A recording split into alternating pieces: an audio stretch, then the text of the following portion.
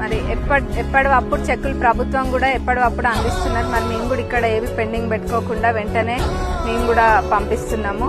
వచ్చినాక కూడా ఎక్కువ రోజులు ఉంచుకోకుండా వెంటనే అవి డిస్ట్రిబ్యూట్ చేస్తున్నాము. గతంలో చూసినట్టయితే ఈ చెక్కులు ఆఖరికి కళ్యాణ లక్ష్మి CMRF చెక్కులు ఇవ్వడానికి కూడా నానా ఇబ్బందులు పెట్టి పార్టీ మారితే కానీ ఇయ్యను అని చెప్పిన సందర్భాలు ఎన్నో ఉన్నాయి. చెక్కులను కూడా ఇంట్లో మురుగబెట్టిన రోజులు కూడా ఎవరు కూడా మర్చిపోలేదు.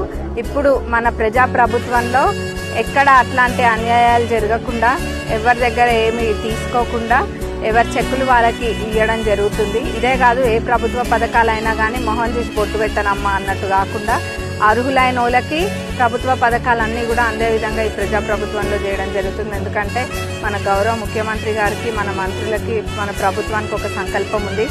పేదలకి మంచి చేయడం, వాళ్ళకి ప్రభుత్వ పథకాలు అందేటట్టుగా చూడడమే మా అందరి లక్ష్యం కూడా. అనునిత్యం ప్రజల మధ్యలో ఉంటూ ప్రజల సమస్యలు తెలుసుకుంటూ